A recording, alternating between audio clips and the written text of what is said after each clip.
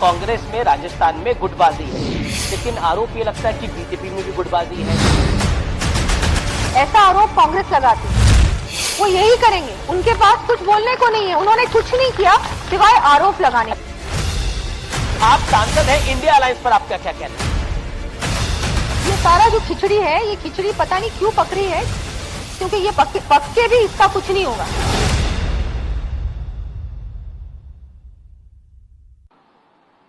नमस्कार व्यूअर्स, मैं हूं अमीश देवगन और आप देख रहे हैं ग्राउंड जीरो से हमारी ये बड़ी कवरेज। और अब ग्राउंड जीरो से मेरे साथ मौजूद हैं आज बात करने के लिए भारतीय जनता पार्टी की सांसद दिया कुमारी, जो विधानसभा चुनाव लड़ रही हैं। दिया जी, आपका अभिनंदन है न्यूज 18 पे। बहुत बहुत आपको धन्यवाद भी और नमस्कार भी सभी को।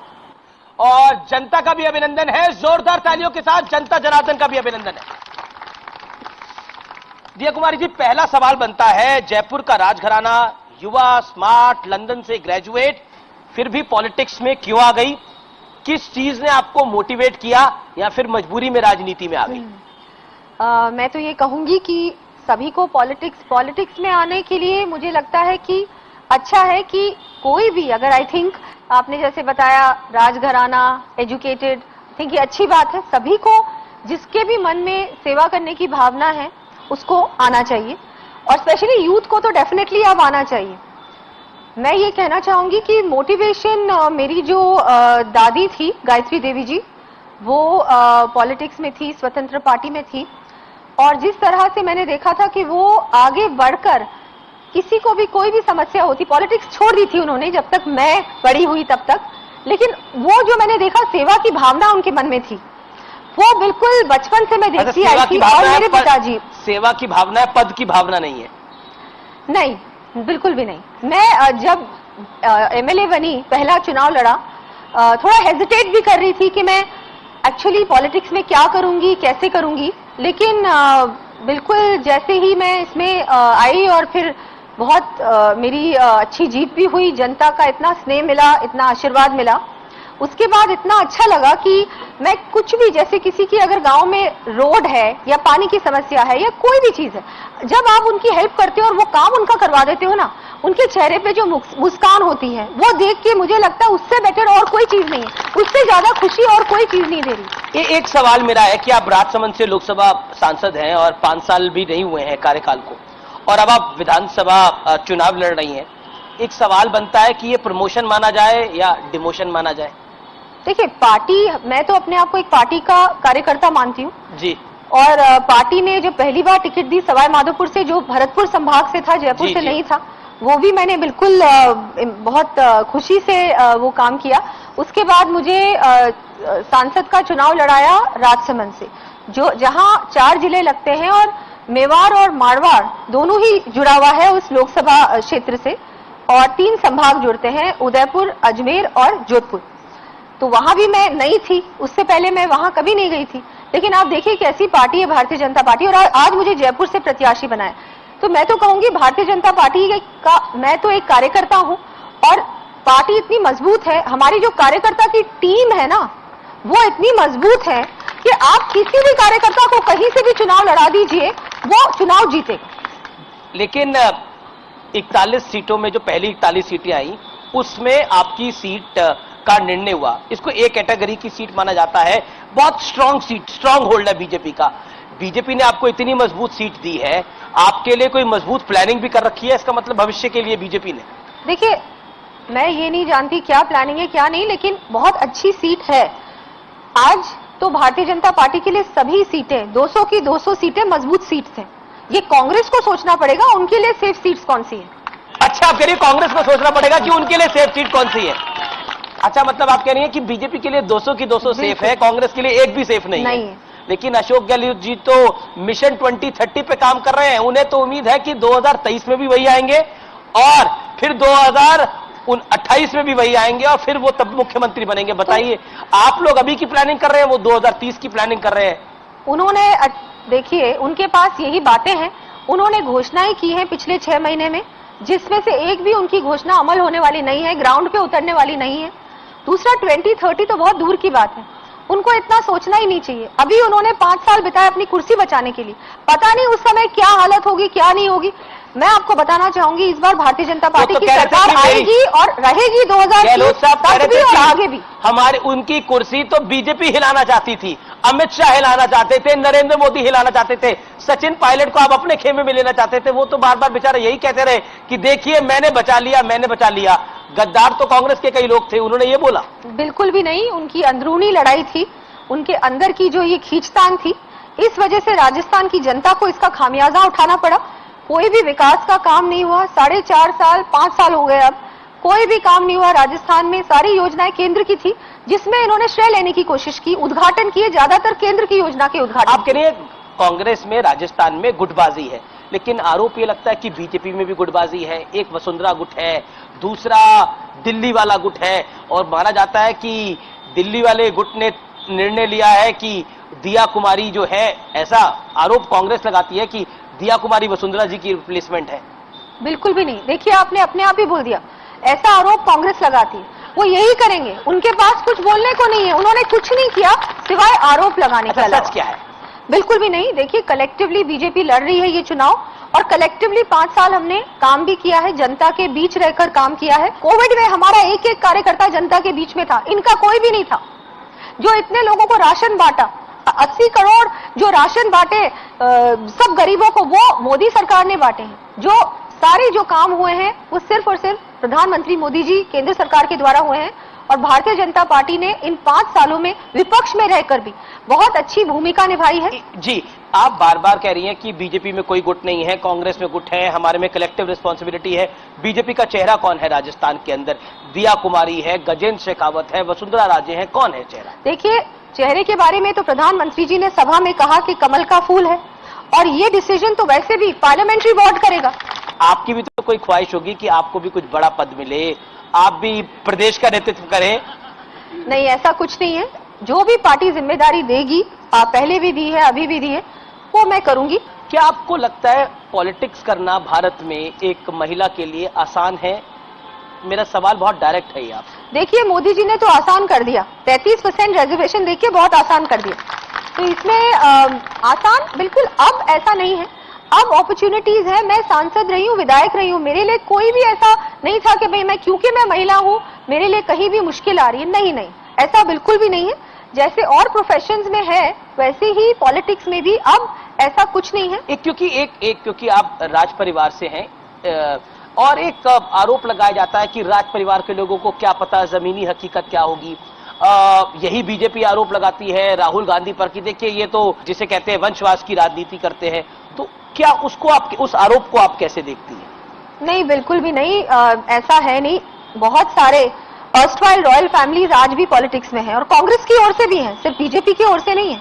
ऐसा नहीं है। मैं सोचती हूँ कि हम लोगों का जुड़ाव रहा है हमेशा जनता से। चाहे मेरे दादाजी थे, दादी जी थी, मेरे पिताजी भी सेना में थे, और उन्होंने बिल्कुल बिना किसी शुल्क के सेना में अपनी सर्विसेज दी, और महावीर चक्र भी उनको मिला। तो ये तो, और मैंने भी वही देखा है। आपने वुमेन रिजर्वेशन बिल की बात करी, और राहुल गांधी ने बोला है कि ओबीसी रिजर्वेशन उसके अंदर होना चाहिए। उस विषय पर आप क्या कहती है?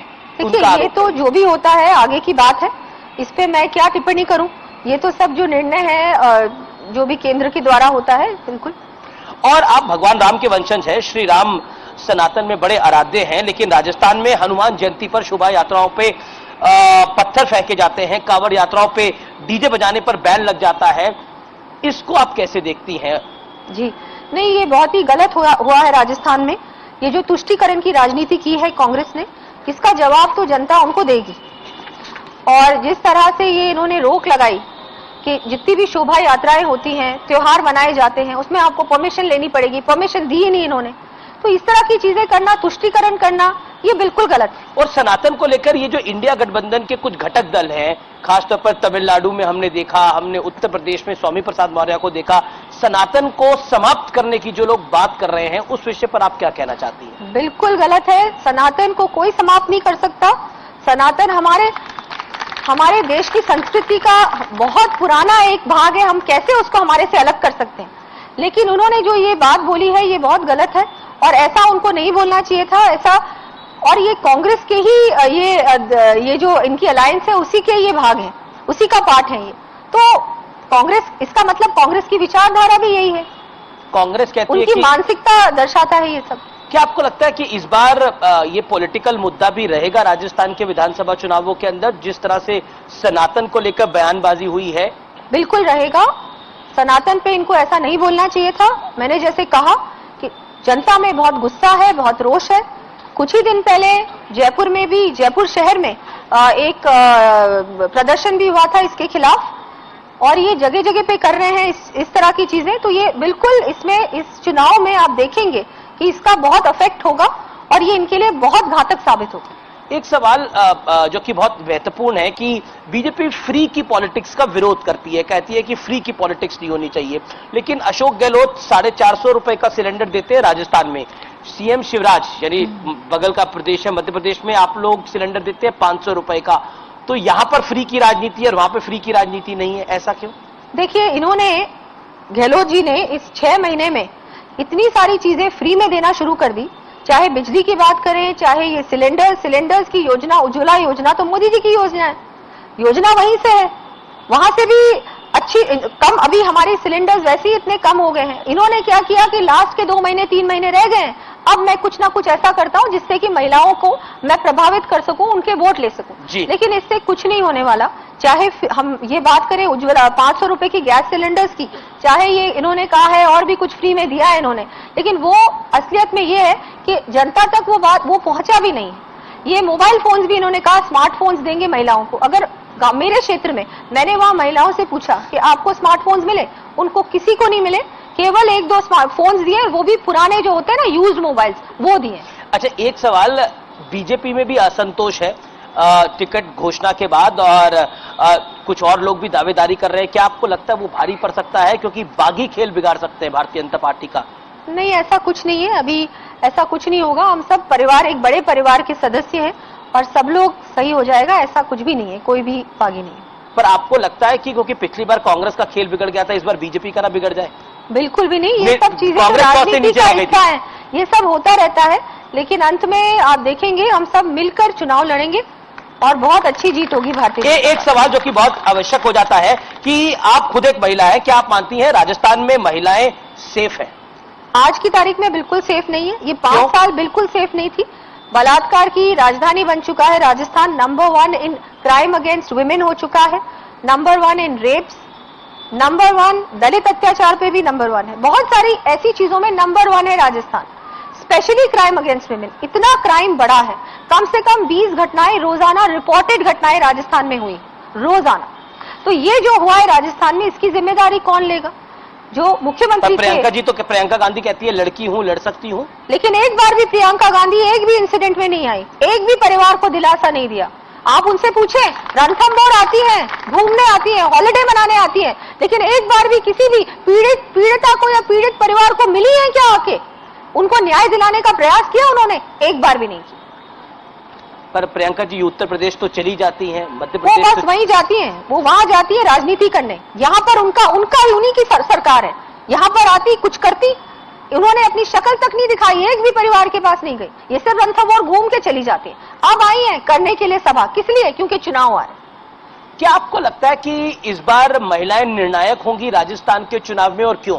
देखिए, जिस तरह से मोदी जी ने हम सभी महिलाओं पे इतना बड़ा आशीर्वाद दिया है, इसके बाद सभी महिलाएं बहुत जागरूक भी हो गई हैं, बहुत उत्साहित भी हैं, और सभी लोग भरपूर वोटिंग करेंगे। मैं जहां जा रही हूं, महिलाओं में जितना उत्साह है जी, मैंने इससे पहले कभी नहीं देखा। जी, कुछ सवाल ले लेते हैं, 2-3 सवाल ले लेते हैं।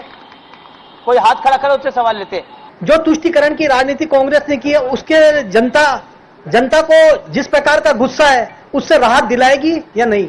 तुष्टीकरण की राजनीति जो कांग्रेस ने करी है, अगर सत्ता में बीजेपी आती है तो क्या उससे राहत मिलेगी? बिल्कुल मिलेगी। भारतीय जनता पार्टी इस तरह की राजनीति ना तो पहले करती थी, ना अब आगे करेगी। और देखिए, आप मोदी जी की योजनाएं भी हर व्यक्ति को मिली है। लेकिन आपकी पार्टी पे आरोप लगता है कि आप हिंदुओं का तुष्टीकरण करते हैं। बिल्कुल भी नहीं, ऐसा नहीं हुआ है, पहले भी नहीं हुआ था जब हमारी पार्टी सत्ता में थी, और आगे भी नहीं होगा। सबको एक साथ लेके चलेंगे। मोदी जी खुद ही कहते हैं सबका साथ सबका विकास। जी, एक और सवाल, कोई हाथ जी, सवाल छोटा सवाल रखिएगा। मैं मैडम से ये जानना चाहता हूं कि राजस्थान में जब प्रधानमंत्री जी आए थे, उन्होंने ये कहा कि जो भी योजनाएं पिछली सरकार जो घोषणाएं कर रही है और वो घोषणाओं का आदेश जारी नहीं हो रहा है या आदेश जारी हो रहा है, उनको उसी तरीके से इम्प्लीमेंट किया जाएगा। जो घोषणाएं हैं उनको आश्वस्त किया था प्रधानमंत्री जी ने कि सारे जो घोषणाएं हो रही है या आदेश जारी नहीं हो रहे, उनको आगे जब भी आपकी सरकार आएगी उसमें मोदी जी ने कहा था हम इसको कहीं छेड़छाड़ नहीं करेंगे। और ओल्ड पेंशन स्कीम जो दी थी उसमें भी पार्टी का क्या विचार है? मैं ये कहना चाहूंगी, मोदी जी ने, आपने अपने सवाल का जवाब खुद ही दे दिया। मोदी जी ने कहा था कोई भी, किसी भी, जो भी इन्होंने स्कीम्स चलाई हैं जी, उन स्कीमों को बंद नहीं किया जाएगा। उल्टा हमारी सरकार आकर इसको और अच्छी तरह से व्यवस्थित रूप से इन स्कीम्स को चलाएगी। जी आखिरी सवाल कोई पूछना चाहे तो? जी जी दिया जी, मेरा सवाल आपसे, लेकिन ये सभी नेताओं के ऊपर लागू होता है। क्या बार बार सीट बदलने से जनता की उम्मीदों को झटका देना नहीं है? सीट बदलना क्या जनता की उम्मीदों को झटका देना नहीं है? अच्छा सवाल है। जी, बिल्कुल। तालियां इस सवाल के लिए। जी जी।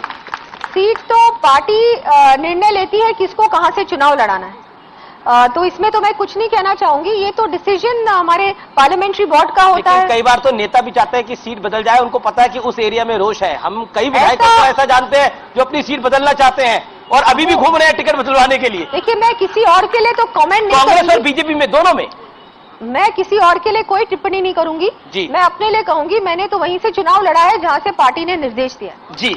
अच्छा, अब आखिरी दो सवाल है मेरे, उसके बाद मैं रैपिड फायर राउंड पे आऊंगा। और मैं चाहूंगा कि रैपिड फायर राउंड पर जब हम आए तो वो जवाब भी आपके पब्लिक सुनेगी। लेकिन एक सवाल, अरविंद केजरीवाल, आम आदमी पार्टी को आप कैसे देखते हैं? हालांकि वो इंडिया अलायंस का हिस्सा है, लेकिन वो यहां पर टाल ठोक कर रहे हैं कांग्रेस के खिलाफ। क्या आपको लगता है कि वो जहां जहां गए हैं वहां उन्होंने कांग्रेस का बंटाधारी करा है? पंजाब गए, कांग्रेस साफ हो गई। वो फिर पहुंचे, वो दिल्ली गए, दिल्ली में कांग्रेस साफ हो गई। गुजरात गए, ऐतिहासिक कांग्रेस की हार हो गई, अब यहां आ गए हैं। बिल्कुल, तो वही होगा जो आपने कहा, कंप्लीटली वाइप आउट हो जाएगी कांग्रेस।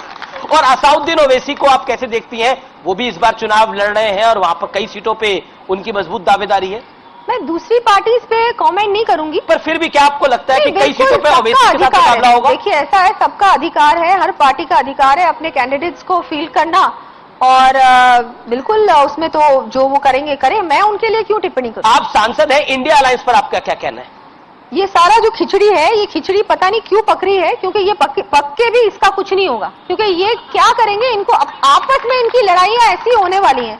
अभी भी इनकी आपस में लड़ाई चल रही है कि इनके पास कोई एजेंडा है क्या, इनका विजन क्या है, इनका एजेंडा है मोदी को हराना। मोदी को हराना, लेकिन देश के लिए क्या एजेंडा है?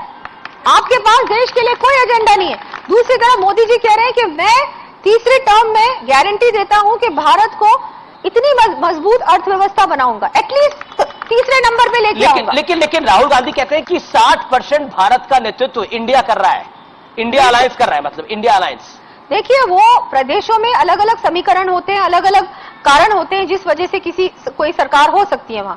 लेकिन जब हम लोग देश की बात करें, जब हम बात करते हैं लोकसभा की, उस समय जनरल इलेक्शन के समय सभी लोग, जनता देखती है कौन व्यक्ति, कौन सी पार्टी ऐसी मजबूत पार्टी है और कौन सा नेता ऐसा है जो देश का सही तरीके से नेतृत्व कर सकता है और एक विकसित राष्ट्र की ओर हमारे देश को ले जा सकता है। और फिर मोदी जी हैं। जी जी, वो नरेंद्र मोदी जी आप कह रही हैं, लेकिन जोरदार तालियां। और अब वक्त है रैपिड फायर राउंड का, और मैं एक एक करके आपसे सवाल पूछूंगा, आपको एक एक लाइन में इसका जवाब देना है। पहला सवाल है कि बीजेपी की ओर से सीएम पद का दावेदार कौन है, वसुंधरा राजे या फिर दिया कुमारी? मैं कहूंगी कि इसमें पार्लियामेंट्री बोर्ड डिसाइड करेगा, और अभी तो कमल का फूल ही है। अभी कमल का फूल है।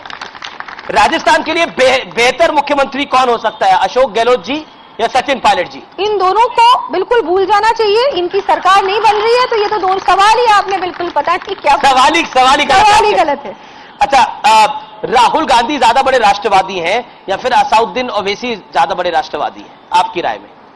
दोनों, मुझे तो नहीं लगता कि दोनों ही राष्ट्रवादी हैं।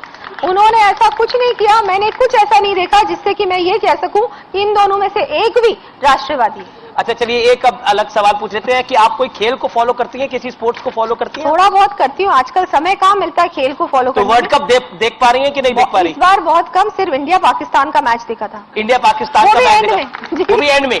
और वहां पर अभी भी एक विवाद हो गया कि वहां पर जय श्री राम के नारे लग गए, तो लोगों ने बोला कि जय श्री राम के नारे क्यों लगा दिए गए वहां पर? वो तो सेंटिमेंट है, अगर कोई नारा लगाना चाहे तो इसमें गलत क्या है? बिल्कुल बिल्कुल, आप देखिए यहाँ भी लग रहे हैं नारे। मुझे तो बहुत गर्व है, और इसमें मुझे लगता है बिल्कुल भी। क्रिकेट देखती हैं आप? कभी कभी। फिल्में भी देख लेती है कभी कभार? कभी कभी। तो कौन सा फेवरेट क्रिकेटर है, कौन सा फेवरेट एक्टर है? अभी मेरे फेवरेट्स कोई भी नहीं है, क्योंकि क्रिकेट में तो कोई होगा? बिल्कुल भी नहीं, मैं इतना क्लोजली फॉलो नहीं करती, पर मुझे लगता है इस बार बहुत अच्छा परफॉर्म किया हमारी चलिए पूरी कॉलेज टीम के ने। टाइम पे कोई फेवरेट एक्टर एक्ट्रेस रही हो? नहीं तो बताइए ना। नहीं नहीं नहीं, कोई भी ऐसा नहीं, कोई भी ऐसा नहीं। मुझे लगता है कि बहुत सारे फेवरेट्स थे, फिर वो अनफेवरेट हो गए, और बिल्कुल अच्छा कौन से फेवरेट? ये तो अच्छी बात है। कुछ कौन से फेवरेट थे जो अनफेवरेट हो गए? आपको किसी की एक फिल्म अच्छी लगती है, फिर उसकी दूसरी फिल्म नहीं अच्छी लगती, तो ये चलता रहता है। ऐसा कोई, मैं आज याद भी नहीं है मुझे कि मेरे कौन से फेवरेट्स थे, पर बहुत सारे। लास्ट फिल्म कौन सी देखी, कुछ तो जवाब दीजिए। Kerala, yes yes yes. कौन सी फिल्म केरला देखी थी? फाइल्स। केरला फाइल्स। यस, बहुत अच्छी थी, और इनके साथ ही देखी थी। अच्छा। महिला मोर्चा के साथ। देखिए इनकी मेमोरी कितनी अच्छी है, और मुझे बिल्कुल ही याद नहीं, अच्छा। बिकॉज आजकल पूरी तरह से मैं राखी राठौर जी campaign के mode साथ ही देखी थी आपने? ये अनुराधा जी के साथ अनुराधा देखी जी के थी। साथ। अच्छा चलिए आखिरी सवाल है, एक डायमेंशन होता है, पता पब्लिक के बीच में राज परिवार है, राजघराना है, पता नहीं चांदी और सोने के बर्तनों में खाना खाते होंगे, क्या करते होंगे, तो उन लोगों को आप क्या कहना चाहती हो जिनके जो एक मिथ है या फिर सच्चाई है इसमें कुछ? ये मिथ तो बहुत साल पहले ही खत्म हो गया जी। ऐसा कुछ भी नहीं है। जी। हम सब लोग एक जैसे सब लोग रहते हैं वैसे ही रहते हैं, ऐसा कुछ सोने चांदी में कोई नहीं खाता, आजकल कोई अफोर्ड भी नहीं कर सकता, और ये अच्छा भी नहीं लगता। दूसरा क्या है कि आज की जो जितने भी फैमिलीज हैं वो बहुत ऐसी चीजों में लगे हुए हैं, सब टूरिज्म से रिलेटेड हैं, सबने अपने अपने या तो ट्रैवल एंड टूरिज्म में कुछ ना कुछ कर रहे हैं, म्यूजियम्स चला रहे हैं, लोगों को समझाने में कठिन होता है। एम्प्लॉयमेंट बहुत दे रहे हैं। बिल्कुल भी नहीं, हम लोग, मैं आपको कहना चाहूंगी, जितने भी हैं जो अर्स्टवाइल राजघराने हैं, वो सभी लोग ऐसा काम कर रहे हैं जिससे कि बहुत लोगों को रोजगार दे रहे हैं। वो चाहे वो होटल इंडस्ट्री हो, चाहे वो किसी तरह के म्यूजियम हो, चाहे वो स्कूल्स हो, ऐसी चीजें कर रहे हैं। तो वो तो वैसे ही जनता की सेवा कर रहे हैं। और देखिए आजकल सब लोग, नई जनरेशन भी ये सब चीजों में नहीं मानती। हम सबको एक डाउन टू अर्थ रहना है, हम्बल रहना है, तभी हमको रिस्पेक्ट मिलती है। चलिए बहुत अच्छी बात आपने कही, और आपका बहुत बहुत शुक्रिया हमारे मंच पे आने के लिए, अपनी बात को रखने के लिए, और बेस्ट विशेस आपके इलेक्शन के लिए। तो ये थी दिया कुमारी, जिनके साथ हमने एक संवाद किया, उन्हें जानने और समझने की कोशिश करी। फिलहाल इस खास कार्यक्रम में इतना ही। जयपुर की जनता का बहुत बहुत धन्यवाद, आप यहां एक बड़ी तादाद में आए। फिलहाल इतना ही, नमस्कार, जय हिंद, वंदे मातरम।